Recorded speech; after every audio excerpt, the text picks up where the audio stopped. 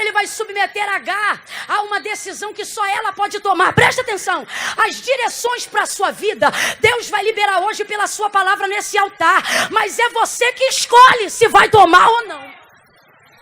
A direção vem de Deus, mas a decisão é sua. Fala rasgado que é para todo mundo entender. Porque ela é uma senhorinha bem envelhecida e entretecida. Quando Sara se vê na realização de amamentar seu filho Isaac, nós estamos falando de alguém que não amamenta aqui não, amamenta aqui, de tanta idade que tem. Tu entendeu, né? Então, quando ela constata a realidade da sua circunstância, ela fica tão alegre pelo cumprimento da promessa em casa, no dia do desmamamento daquela celebração. Ouça isso. Ela está extremamente feliz, porém tem uma pendência na casa. Olha para quem está do teu lado e diga: Deus vai resolver as pendências da casa. Prega para ele ou para ela e diga assim: Deus vai terminar. Grita aí, diga: terminar o que você começou, mas não sabe como encerrar. Tem coisa que a gente só começa, mas não sabe como dar o desfecho. Aonde isso se manifesta? Presta atenção. Quando Sara já tinha a promessa, mas não sabia como ia cumprir, e por ela ainda não conhecer como Deus trabalhava, ela teve uma ideia. Ela pensou: eu vou pegar a Agar, que é a minha serva, da minha confiança. No capítulo 16 do livro do Gênesis, quando Sara introduz Agar na cama do seu marido Abraão, você vai ver Sara chamando Agar de serva. Dentro do contexto e da tradução, ou do hebraico ou do aramaico, o contexto que representa o chamamento, ou seja, a forma como Sara se dirige a Agar, não é escrava, é serva. Capítulo 16. Ela diz assim: Abraão, deita com a minha serva Agar, para que dela possa nascer o filho que Deus nos deu. Ela está tentando ajudar Deus. É um equívoco que a gente comete. Qual, Camila? Tentar fazer cumprir as coisas que Deus promete. Olha para mim, não é da tua responsabilidade fazer cumprir o que Deus promete. Quando Deus te faz uma promessa, é da responsabilidade dele o cumprimento da promessa. Então você não precisa inventar nada. É só você ficar no plano que Deus combinou com você. Por exemplo, Deus aparece para Abraão no capítulo 19, se não me engano, e diz assim para ele: Abraão, anda na minha presença e ser perfeito. Isso logo depois dele ter deitado com Agar a pedido de Sara. O que isso significa? A grosso modo, sabe o que Deus está dizendo? Abraão, você não precisa inventar nada, só faz o que a gente combinou. Deus está dizendo aqui para alguém: sabe por que você está ansiosa? Sabe por que seu cabelo está caindo? Sabe por que a gastrite nervosa está atacando? Sabe por que as doenças psicossomáticas estão flagelando a sua alma? Não é porque está faltando hormônio nem substância no teu corpo, não. Está tomando vitamina, está com a terapia em dia. Mas por que não está reagindo? Aí a gente olha para isso aqui. É porque você está querendo dar um jeito de fazer cumprir as promessas que só Deus pode realizar. Mas nesta noite ele já começou a responder. E ele está dizendo aqui para quem tem ouvidos ouvir: faz o que a gente combinou. O que, Camila? Espera! Espera! Só que ela não esperou. E no cumprimento dessa ideia que ela teve, ela vai introduzir Agar. Qual é o nome da moça? Qual é o nome da moça? Vai introduzir Agar na cama de Abraão, para que dele nasça o filho da promessa. Agar vai gerar. Mas Agar não se sentia preparada para gerar. Não um filho de quem tem uma promessa tão grande quanto Abraão. E Sara, apesar de ter dado a ideia, também não se sentia pronta para ver Agar gerar.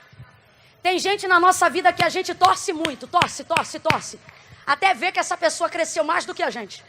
E então a gente percebe que não estava preparado para ver ela ficar tão melhor do que a gente. Guardadas as devidas proporções, é quase que o que está acontecendo. Porém, o que na verdade vai acontecer é que Agar, por não estar preparada para viver uma autoridade tão grande na sua vida, vai começar a desmerecer Sara. Só que Sara pode não gerar, mas ainda é a senhora da casa. E o texto diz que Sara não pode expulsar Agar de dentro da sua casa. Por quê? Porque agora ela carrega uma semente de Abraão. Ideia que foi dada por ela. Agora presta atenção. Eu quero que você tire Agar dentro desse contexto de mulher sem vergonha por ter deitado com Abraão. E comece a entender que Sara era apenas uma serva. Agar era apenas uma serva. Tanto é que Sara chegou para Abraão e disse o quê? Deita com a minha e dela nascerá o nosso filho. Então, para Sara, Agar é serva da confiança dela. Ela não introduziria na cama do marido, dentro daquele contexto, alguém que ela não sentisse que tinha confiança nessa pessoa. Só que depois que Agar começa a gerar, ela não está preparada para aquilo, começa a se achar. E ela começa como se vaidosa pela barriga a espizinhar a senhora. Mas a senhora, que é a Sara, não vai admitir. Não pode mandar ela embora, mas vai fazer o que mulher sabe fazer muito bem quando está com raiva. Não deve, mas faz. O quê? Matar na unha. Sara não fala, mas olha. Sara não manda embora, mas não celebra a presença. Sara não despede, mas também não dá paz em casa. É quando você precisa se submeter a contextos aonde você abriu a margem para algo que você pensava que estava no seu controle e de repente você percebe que não tem mais o controle sobre essas pessoas, não tem controle sobre essa família, não tem controle sobre as tragédias que aconteceram na sua casa, não tem controle sobre o desdobramento das escolhas que você fez e você não sabia que elas iam dar desdobramentos tão terríveis quanto esse. Resultado, Sara espizinha tanto Agar, que tem um dia que ela não aguenta o nível de humilhação a qual ela é submetida por Sara. O texto diz que ela sai de casa errante, sem saber para onde vai, buchuda, barriguda, grávida de Abraão no meio de um sol escaldante, vai parar no meio de um deserto, fugida. Olha para alguém aí agora e diga: ela fugiu. Ela fugiu. Olha para cá.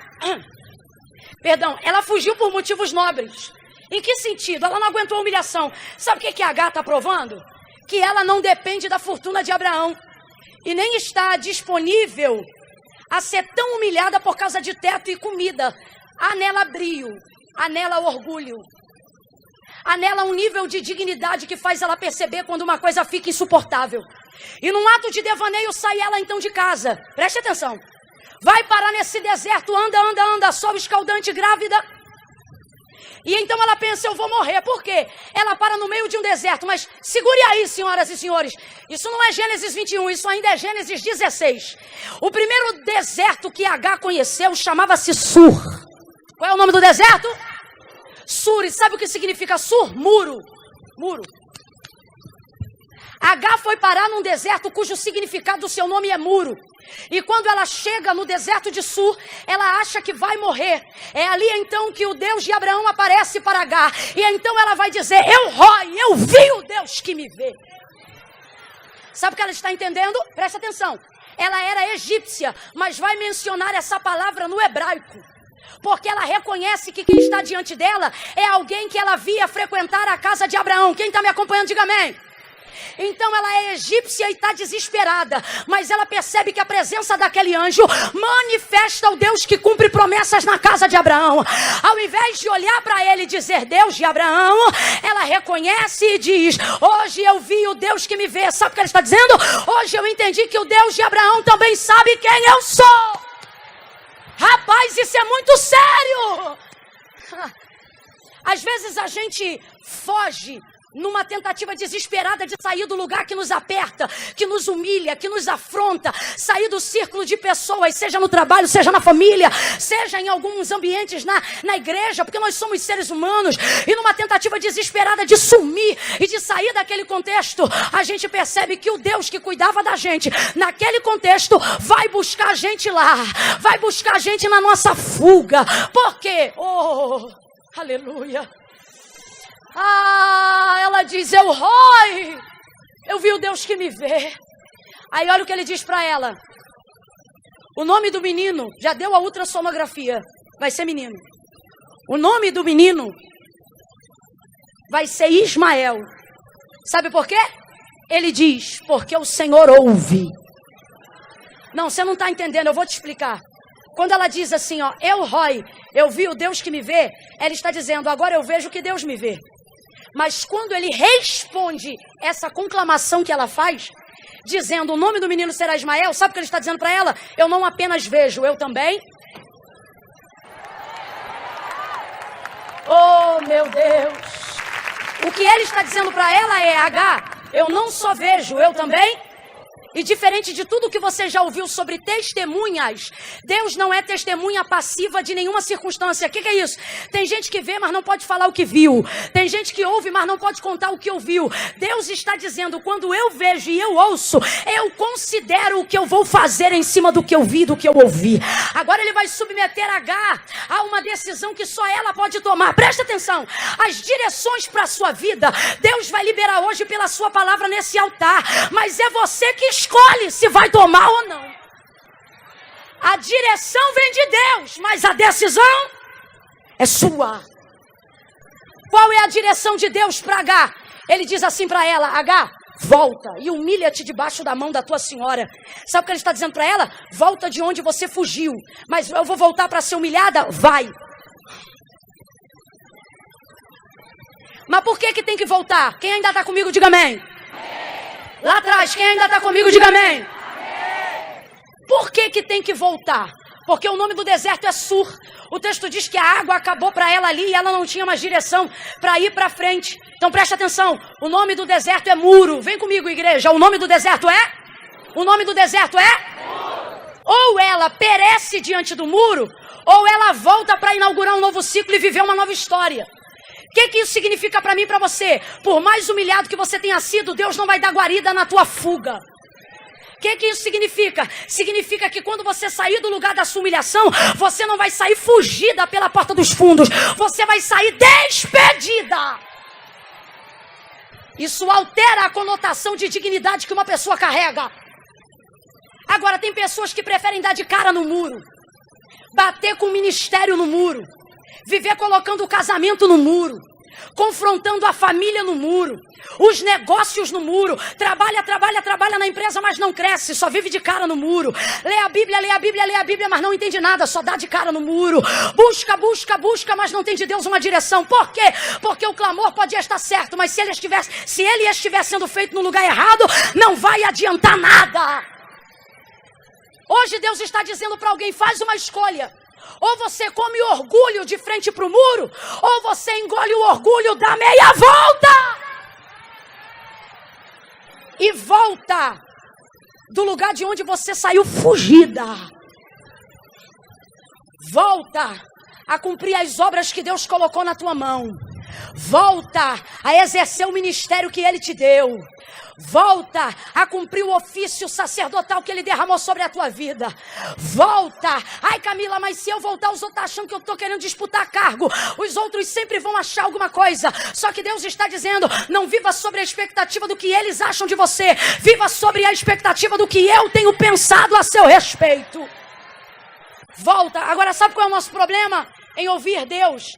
Ao dar uma direção, dizer que essa direção começa com um caminho de volta, é porque a gente vive olhando a vida de Abraão em Gênesis 12 e vê que no dia que Deus falou com ele, Deus disse assim para ele: sai da tua terra, da tua parentela e vai para o lugar que eu te mostrarei. Todo mundo está preparado para ouvir um vai, mas ninguém quer ouvir um. Só que o que você tem que entender, filha, é que o Senhor está dizendo: não interessa a direção que eu der. Se eu estou dizendo vai, ou se eu estou dizendo volta. O que importa é que você tem de mim uma direção. Então presta atenção. Quando a direção é de Deus, até voltando você avança. Quando a direção é de Deus, até voltando você cresce. Quando a direção é de Deus, até voltando você rompe. Quando a direção é de Deus, até voltando você supera. Quando a direção é de Deus, a obediência corrige tudo. Você diz: mas vou voltar para ser humilhado? Vou voltar para ouvir conversa fiada? Eu vou falar rasgado. Tem gente aqui que visitou casas dentro da família e disse no dia da ira: eu não piso aqui nunca mais. Deus está dizendo: falou cedo demais, porque você é a peça que eu vou usar para consertar essa família. Volta! Volta! Volta! H agora volta. Por quê, gente? Porque voltar não é derrota, é direção.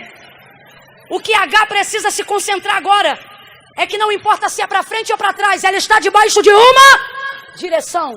Olha para quem está do teu lado e diga: uma direção. Isso, diga uma direção.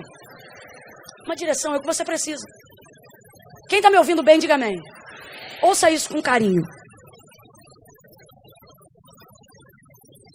O carro que você dirige, ou que você vai dirigir, eu profetizo, Senhor, carteira de habilitação. E profetizo que o Deus que dá a carteira também vai dar o carro. E já que é pela fé, eu declaro que vai ser 0. Aleluia. Mas vamos lá. Carro que você tem, que você dirige, ele sobrevive com apenas uma marcha? Hã? Não. Não dá para você rodar com um carro que só tem uma marcha. Ah, Camila, mas o meu é automático. Você pode ter certeza que ele tem de 5 a 6. Só que ele muda sozinho. Mas as marchas estão todas lá. Preste atenção. Em momentos difíceis, de humilhação, onde a gente vê tudo deteriorar e pede de Deus uma direção, o que você quer é um Deus que se levante e diga, eu vou te honrar. Não é um Deus que diz, volta e se humilha.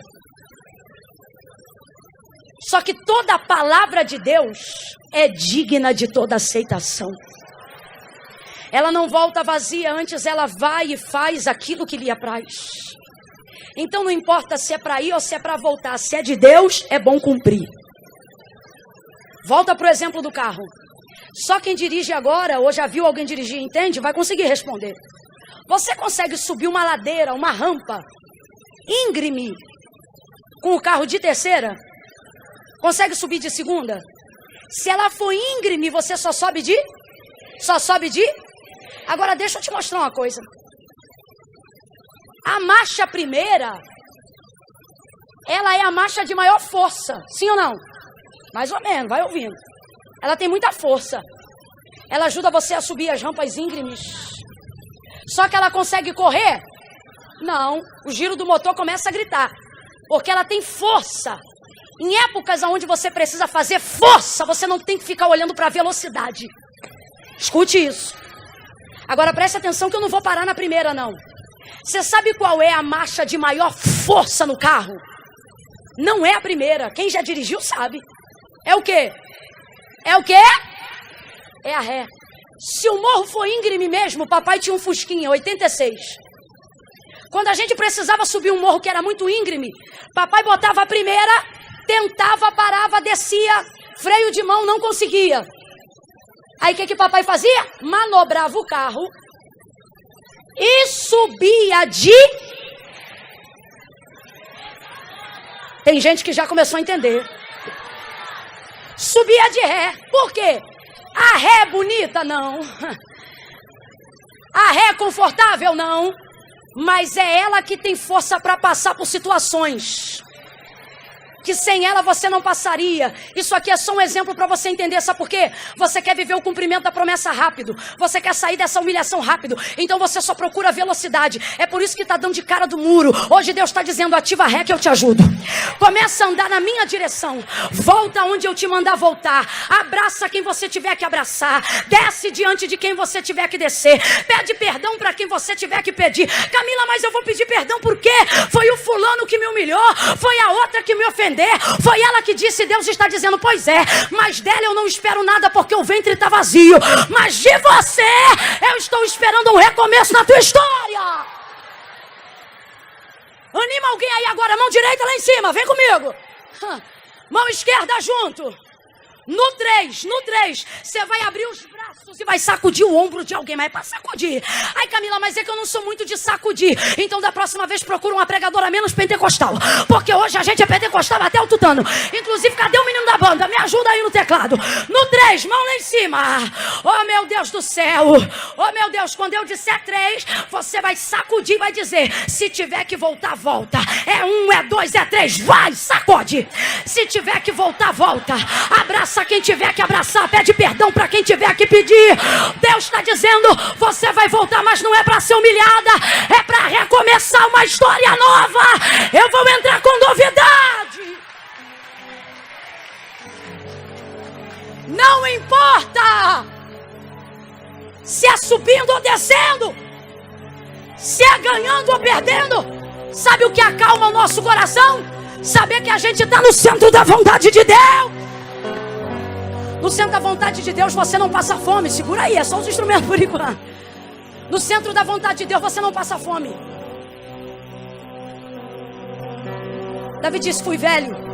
Ou melhor, fui moço. Sou velho, nunca vi um justo desamparado, nem a sua descendência. No centro da vontade de Deus, você está no meio da guerra e não teme a guerra. Ele disse: eu não temerei o exército dos milhares que me cercam. Ei, uns confiam em carros, outros em cavalos, mas nós faremos menção do Senhor. Ela volta, olha aqui para mim. Ela volta, mas não volta feliz não. Ela volta, mas não volta alegre não. Porque, irmão, obedecer a Deus muitas vezes requer sacrifício. Esse evangelho oba-oba só dura o horário do culto. Camila, como é que você sabe disso? Porque depois a vida do povo em casa não muda. No trabalho não muda, sabe por quê? Querem pregar um Cristo sem pregar a cruz que Ele mandou carregar. Muitas vezes obedecer à vontade de Deus requer sacrifícios. Mas por que mesmo assim eu obedeço? Porque ela é boa, perfeita e agradável. Camila, por que você não está falando de Sara? Porque Sara tem uma promessa, está na mão de Deus. Hoje Deus trouxe a esse encontro mulheres para dizer: eu sei quem é você, Agar. Eu estou vendo a forma como você tem sido injustiçada. Eu percebo quando alguém te odeia, porque viu que você entrou num contexto e não estava na história, mas já está sentada na janelinha. E hoje eu vim cuidar de ti, Agar, sabe por quê? Porque você está gerando algo que vem de Abraão. Olha para mim, tem gente que é muito maior do que você, mas se incomoda com você. E você se pergunta: por que se incomoda comigo? Você de vez em quando se sente como Davi se sentia diante de Saul, dizendo: eu sou uma agulha no teu palheiro. Por quê? O Senhor é maior do que eu, e eu vou te dizer por quê. Você não entende por que é tão perseguida. Você não entende porque tem sido tão afrontada e afrontada nesses últimos dias. Você se pergunta: meu Deus, se eu só fiz obedecer, por que eu estou sendo perseguida dessa forma? E Deus está dizendo: porque no teu ventre você não carrega só um filho, você também carrega uma nação. Camila, eu não estou entendendo. Vai entender agora. Quando o nível de perseguição não é condizente com a vida da pessoa, por ela ser pequena, serva, humilde, simples, é porque Deus está dizendo: você considera isso só um ministério, você considera isso só um departamento, você considera isso só um título, você considera isso que você carrega apenas uma coisa dentre as tantas coisas que Deus te deu. Mas Deus está dizendo: não, eu uso a tua voz para abalar gerações. A tua oração vai mudar a hereditariedade da tua casa. Não é o que você sente, não é apenas o peso de uma barriga, é o peso da responsabilidade de alguém que carrega uma nação. Deus está falando com profetas hoje aqui, com ministros hoje aqui. Ela volta e se humilha. Não foi fácil, mas ela voltou. Sabe por quê? Eu prefiro voltar e recomeçar do que ter uma lápide do meu corpo no deserto dizendo: aqui jaz quem preferiu ser orgulhoso ao invés de obediente.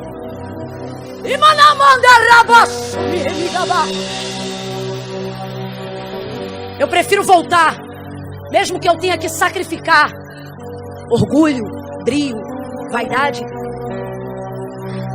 do que ter filhos que não nasceram, porque eu decidi que eles não viveriam mais dentro de mim, porque decidi entregar os pontos do lado de fora. É por isso que Deus vai resgatar Agar no deserto. Sabe por quê? Por mais que a perseguição esteja vindo sobre você, assim diz o Senhor, isso não é só sobre você. Isso é sobre a voz que eu te dei. Isso é sobre a unção que eu te entreguei. Isso é sobre o fruto que você carrega. Isso